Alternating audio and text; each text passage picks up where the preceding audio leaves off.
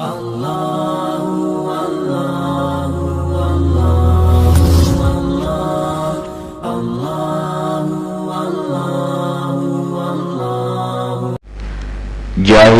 کے دور میں حضرت عمر رضی اللہ تعالیٰ عنہ اسلام کے بڑے مخالف تھے، اور اسی دار ارقم میں پہنچ کر کے وہ مسلمان ہوئے تھے۔ رسول اللہ صلی اللہ علیہ وسلم کے قتل کے ارادے سے نکلے تھے۔ یہ عہد اسلام کی بات آتی ہے، پہلے عہد جاہلیت پہ مختصر سی بات۔ حضرت عمر رضی اللہ تعالیٰ عنہ اونٹوں کو چراتے تھے، تجارت کے اندر بھی تھے، بولنے کے اندر بھی بہت تیز بات کرتے تھے، جفا کش تھے۔ ان کا جو قبیلہ تھا بنو عدی، ان کے ذمے سفارت کا کام تھا۔ قریش کی اگر کسی سے لڑائی ہو جاتی تو سفارت کا کام حضرت عمر کرتے تھے۔ پہلوان بھی تھے، پہلوانی بھی کرتے تھے۔ یہ ساری صفات ان میں جمع تھی۔ اپنے ماموں کی وجہ سے، ماموں ان کے ابو جہل ہیں، اپنے ماموں کی وجہ سے اسلام کے بہت کٹر دشمن تھے، اور آپ علیہ السلام کے قتل کے ارادے سے نکلے تھے، اور پھر اسلام قبول کر لیا تھا۔ انہوں نے جب اسلام قبول کیا ہے تو اس وقت مسلمانوں کی تعداد 40 سے اوپر ہو گئی تھی۔ دار ارقم میں آئے، مشہور قصہ ہے، آپ کو معلوم ہے۔ صرف ایک بات اس میں بہت عبرت کی ہے جو میں سنانا چاہتا ہوں۔ حضرت عمر رضی اللہ تعالیٰ عنہ رسول اللہ صلی اللہ علیہ وسلم کے قتل کے ارادے سے نکلے۔ بیچ راستے میں ان کو انہی کے خاندان کے ایک آدمی ملے جن کا نام نعیم ہے۔ انہوں نے پوچھا کدھر؟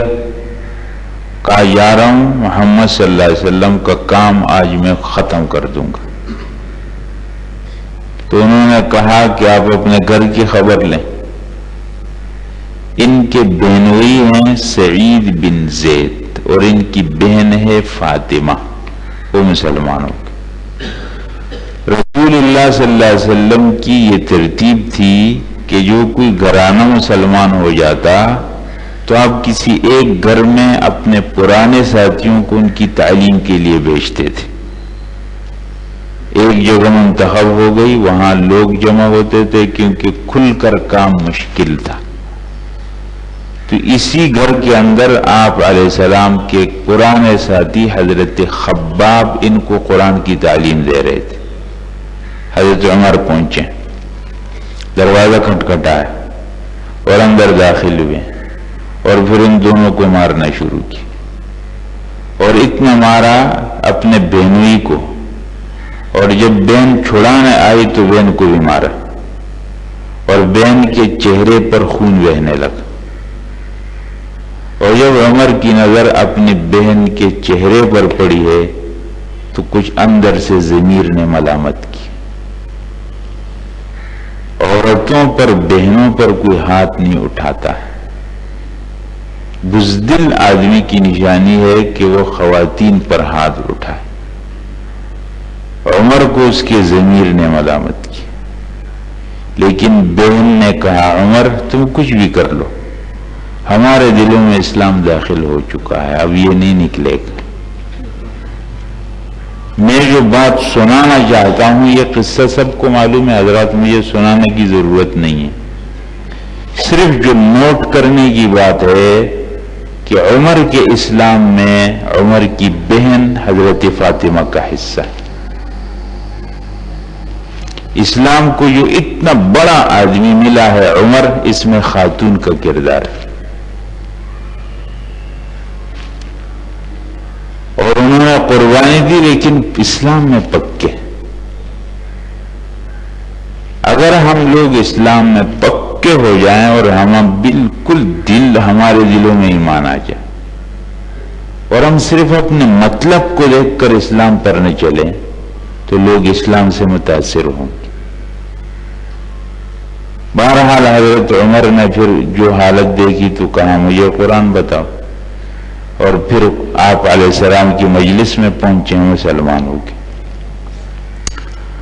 اور پھر رسول اللہ صلی اللہ علیہ وسلم سے کہا کہ جب ہم حق پر ہیں تو چھپ کر کیوں، ہم چلیں گے علی الاعلان۔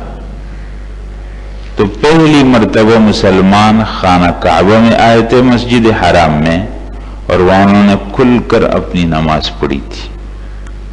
دار ارقم سے 2 صفیں بنی تھی، ایک کے آگے حضرت عمر جا رہے تھے اور ایک کے آگے حضرت حمزہ جا رہے تھے، اور خانہ کعبہ مطاف میں پہنچے تھے، اور پھر وہاں نماز پڑھی تھی۔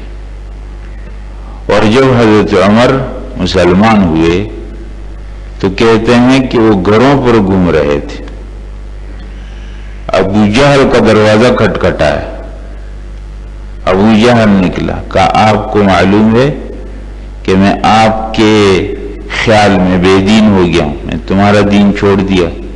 اس نے کہا صحیح بات ہے، کہا بالکل۔ اس نے غصے سے دروازہ بند کر دی۔ کئی گھروں پر حضرت عمر نہایت بہادر اور شجاع آدمی تھے، اور اپنی رائے کے اظہار میں وہ کسی سے بھی نہیں گھبراتے تھے۔ تو اس طرح حضرت عمر جاہلیت کے دور سے نکلے اور اسلام میں آ